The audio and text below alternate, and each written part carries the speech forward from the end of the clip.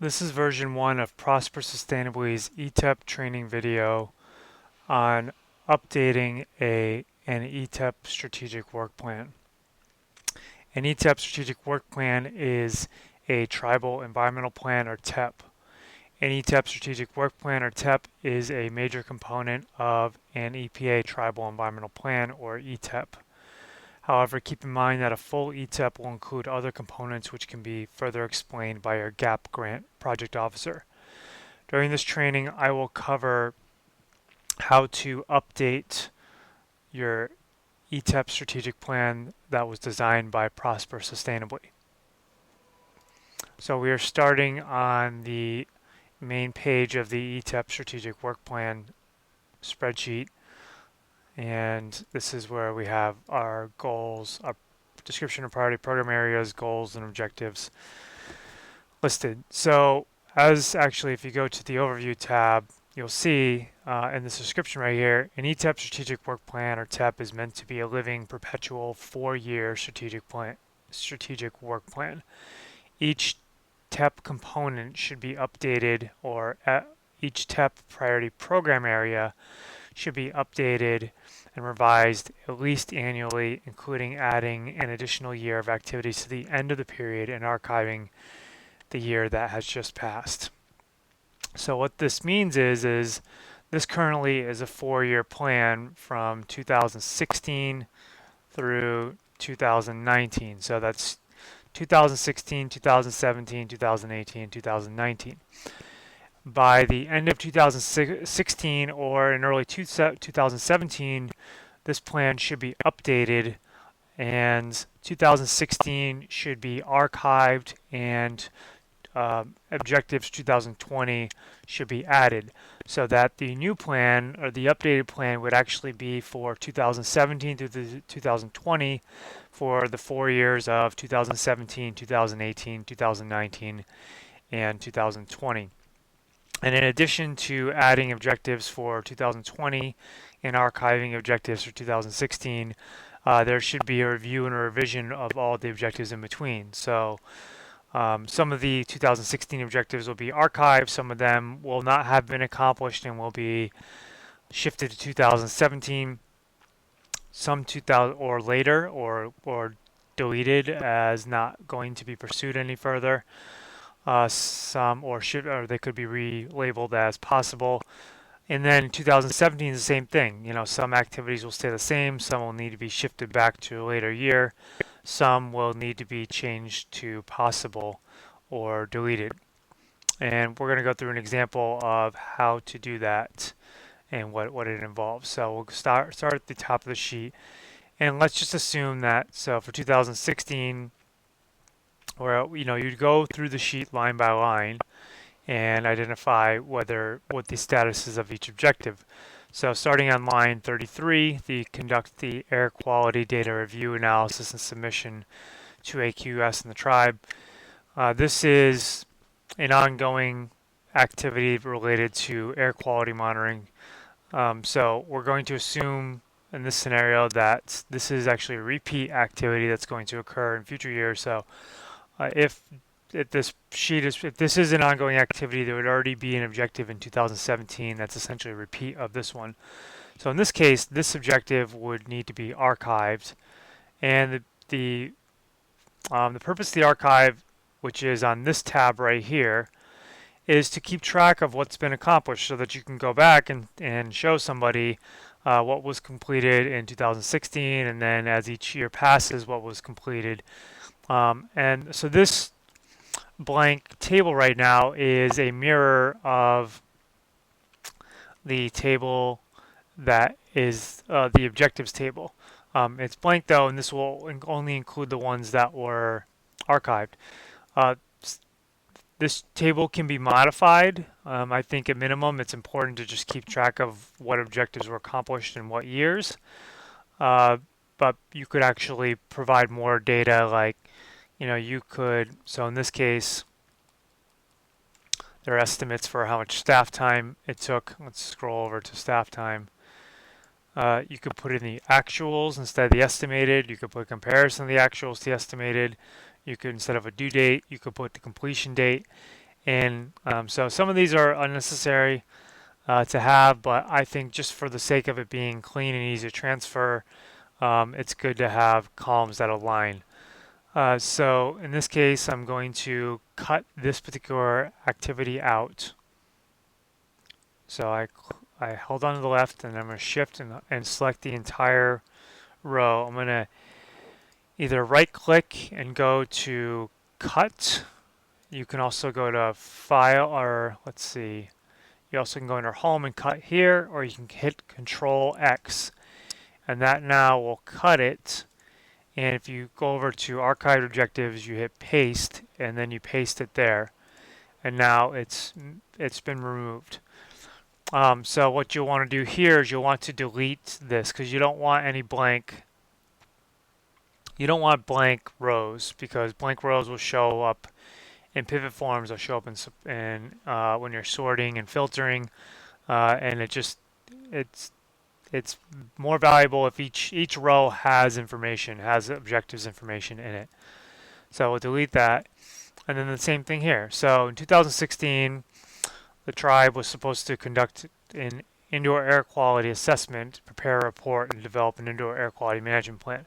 So let's say it's the very end of 2016, fiscal year 2016, and so far only the indoor air quality assessment has been completed, and the report is still in progress.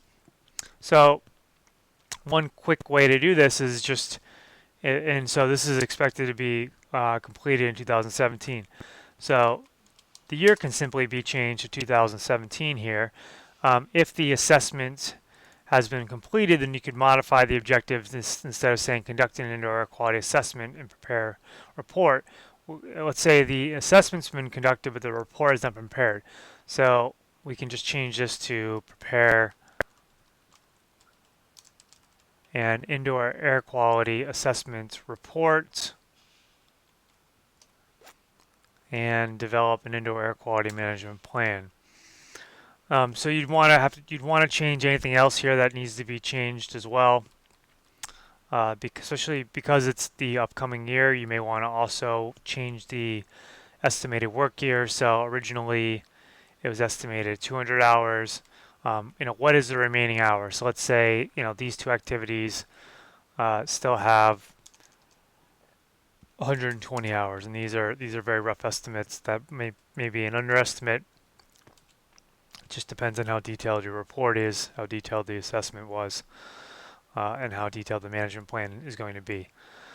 So that one was changed 2017, and you go through each one and you make those modifications and you move them over to the other spreadsheet as needed. So let's just say this one was also completed.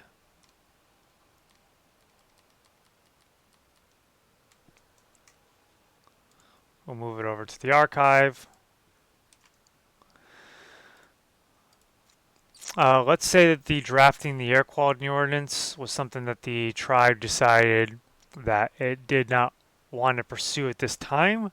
So in this case, maybe we could change that to a possible activity, and like I said, delete the ones with no information in them.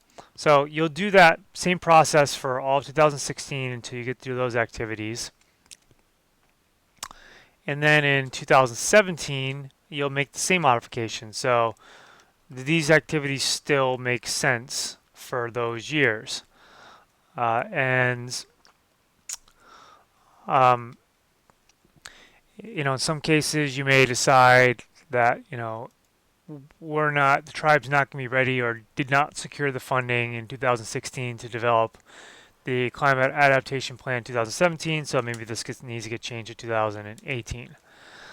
And so if that gets changed to 2018, then there's a thread there because following developing the climate change preparedness adaptation plan, eventually you'd come down to here, 2018, and see that the pilot implementation was supposed to occur, so this would need to be changed to 2019. And then in 2019, eventually, as you're proceeding through this, continuing the implementation was supposed to happen, but the pilot implementation is happening, so this would be 2020. now. So this is something where you can see an objective and know there's later ones you can change in that way. You can just go through them category by category uh, um, and year by year through them. But so then you're going to want to add some new objectives as well. So you're going to consider new 2020 objectives. So in this case, let's say that the tribe is going to implement or develop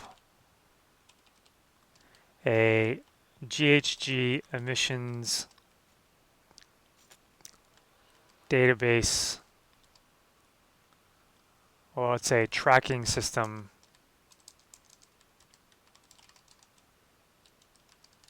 and database.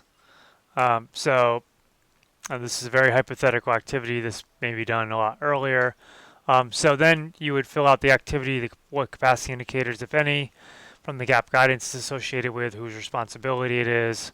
So I don't know the exact capacity indicators. It might be G.3.11. This is a climate change related activity, and we're going to say that this is a monitoring related activity. It's not recurring. So you fill out that information and you update the plan, so then you now have a plan that just concludes 2017 through 2020 and a series of possible activities. You re-review your plans to manage authorized EPA programs. If any of these have changed, you want to update this. And you also want to update, review and update the description of the priority program areas and the long-term program area goals as well. See if they make sense, see if they need to be tweaked. In many cases, they won't need to be, but it's still important to review these again just to make sure that these all make sense. And I recommend doing this one program area at a time and working with that staff member who has primary responsibility over that program area. I also recommend doing this when you're going to be updating your plan.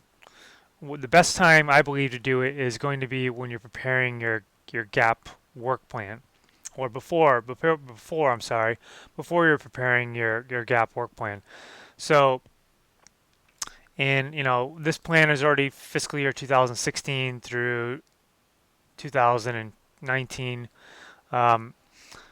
This plan I would not update this current calendar year. I would update it by the end of the fiscal year, however, which would be around, let's say, September, or maybe the very beginning of next fiscal year. But let's say September, the ideal time would be September of 2016 when this plan would be updated.